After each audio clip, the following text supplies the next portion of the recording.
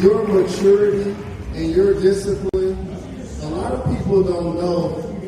As a Michigan fan, people got introduced to you, I feel like, during your junior and senior year. But when y'all looking at her highlights, when she's pulling up from the logo, that was at Michigan. You pulled up for the logo 3 times against us. I was very mad at you. You're like a sophomore.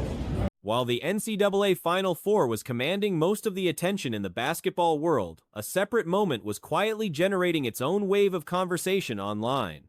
Caitlin Clark made an unannounced appearance at the Final Four Fan Fest, joining a special panel hosted by Jalen Rose, Darren Peterson, and Lily, with the event drawing significant reaction across social media as footage began circulating throughout the day. The panel setting gave Clark a platform that felt different from the usual post-game interviews or promotional spots. It was a genuine, extended conversation, one that touched on her upbringing, her development as a player, the people who shaped her, and what she believes actually drives long-term success. And how you helped change the game, not only collegiately, but professionally, but how disciplined you are, how responsible you are, how you love and respect your teammates, how you all about winning. Like, that's to be admired. So thank you very much. And so that's one clip there. That was Jalen Rose showing love to Caitlin Clark. And he actually explained, she put up the footage that has been making its way online captures several distinct moments, each one revealing something about who Clark is beyond the statistics in the highlight reels. Jalen Rose opened by directing attention to something that often gets overlooked when people discuss Clark's rise.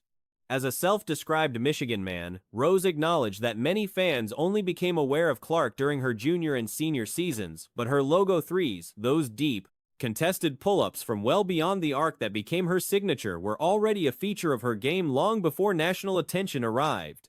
He recalled her doing exactly that against Michigan, putting up logo attempts as a sophomore and making them look routine. Logo on his squad, bruh. Now, this is Caitlin Clark talking here.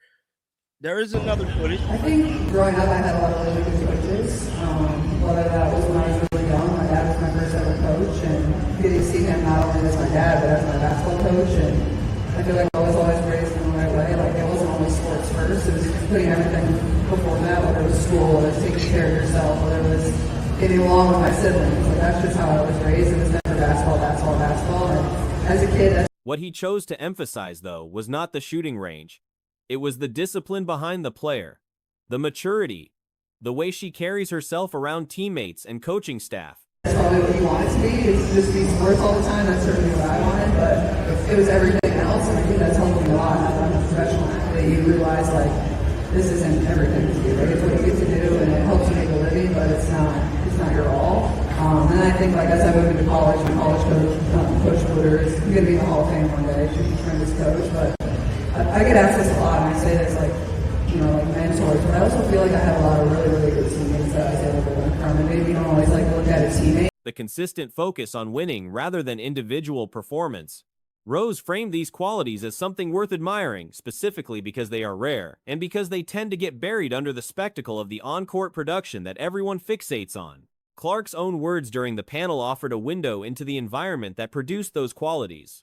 She spoke about her father being her very first coach and about what it meant to observe him in both roles simultaneously as a parent and as someone responsible for her athletic development. As somebody that's like a mentor, but for me, I feel like I did. Like, I had great captains on teams that I was on, whether it was when I first got in the league or whether when I was the first one up at Iowa. So I feel like I've had a lot of tremendous teammates that helped me kind of flourish and kind of learn the game and learn each other and build different relationships. I'd say that. And I appreciate that, because a lot of people don't recognize and appreciate your ability. But before you can lead, you have to learn to follow. And I watched you do that. The household she grew up in was not one where sports sat at the top of the priority list. School came first. Taking care of herself came first. Getting along with her siblings came first. That's why you acknowledge your captains, you acknowledge your coaches, because you understood that it was very important to not only be a terrific performer, but also love on the people around you and be the best version of yourself. And I appreciate that about you. Darren. Now, this exact event that she was at, Scott Agnes was the one who there. I believe he's there. He stated a special panel at the Final Four. Basketball was something she loved and chased, but it was never allowed to crowd out everything else.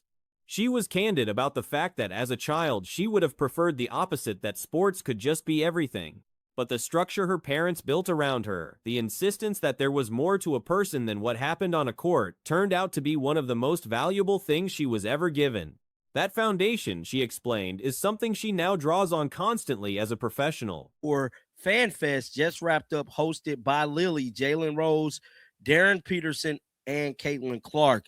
So this is the event that Caitlin Clark was at. That's where a bunch of this footage is coming from. And it's starting to make its way online. You know, it definitely is. Caitlin Clark is shutting down the internet, you know, and I'm excited about it, bro, because she's shutting it down, dog. Right at the Final Four. People can say what they want. There is a particular kind of pressure that comes with being the face of a league, the center of a media cycle, the player whose jersey sells and whose games move television ratings. Clark talked about finding balance within that, recognizing that basketball is what she gets to do and what provides her livelihood, but that it does not define the full scope of who she is. That perspective, she suggested, is not something an athlete manufactures on their own. It gets built over years, by the people around them, long before the spotlight arrives. And, you know, feel how they want to feel. Now, this is another clip right here that I actually like this guy right here. Let's listen to what he had to say about Caitlin.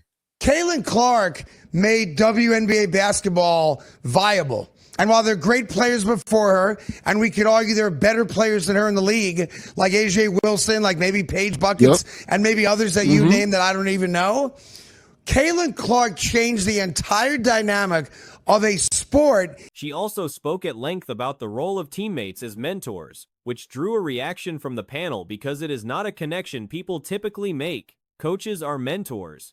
Veteran professionals in other fields are mentors. But Clark described looking to teammates, captains, experienced players around her, both at Iowa and early in her professional career, as some of the most formative influences on her development. Watching how they handled pressure, managed relationships, showed up for each other when games were not going well, absorbed criticism without losing confidence. These were lessons she absorbed not from any formal instruction but from proximity and observation. She was explicit about the fact that she had to learn to follow before she could lead, and that she understood this at the time, not just in retrospect. Darren Peterson echoed that point directly, noting that Clark's willingness to acknowledge her captains and defer to her coaches in her early years demonstrated an awareness that many highly recruited players never develop. The temptation, when someone arrives with that level of hype and talent, is to behave as though the normal developmental process does not apply to them. Clark clearly rejected that path, and Peterson credited that decision as central to everything that followed. One of the more striking moments of the day came from another panelist who offered a broader assessment of Clark's impact on women's basketball as a whole. The argument made was that Clark did not just become a great player in an existing ecosystem, she fundamentally altered the economic and cultural viability of the sport. The WNBA, for much of its history, operated at a financial loss, played before sparse crowds, and drew television audiences that were difficult to build advertising around. That was the reality for decades, even as legitimately elite athletes gave everything they had to the league season after season. Clark's emergence did not happen through a calculated marketing campaign or a carefully managed rollout. It happened organically, driven by a playing style that was visually spectacular and a competitive personality that translated across every platform it touched. Overnight, arenas that had been half empty began selling out. Broadcasts that had been quiet began trending. Sponsors who had shown limited interest began competing for placement. The panelist went further, placing Clark among the most consequential athletes in American sports over the past century when measured strictly by the scale of impact on a previously underserved audience. The names typically mentioned in conversations about transformative women's athletes, Cheryl Swoops, Serena Williams, Jackie Joyner-Kersee, Lisa Leslie, all built remarkable legacies and pushed the needle within their respective sports. The argument being made at the panel was that in terms of raw audience expansion and commercial transformation in a compressed period of time, Clark's effect on women's basketball stands apart from those examples rather than sitting alongside them.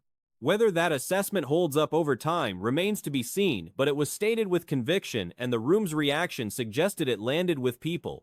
Away from the formal panel discussion, Clark also took time to interact directly with a young athlete who was brought up from the crowd by Rose, a moment described by those present as genuinely warm and unscripted.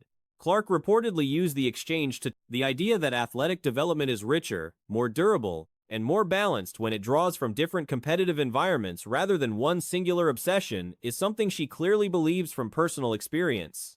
What the FanFest appearance illustrated more than anything else was that Clark's pull extends well beyond game nights and highlight compilations. She walked into a setting built around the Final Four, an event featuring programs with decades of tradition and fan bases measured in the millions, and drew its own separate current of attention. The footage spread quickly, the quotes circulated, people who were not there searched for the clips. That kind of organic reach, the ability to make a room feel electric simply by being present in it, is something that cannot be manufactured or packaged. It either exists or it does not.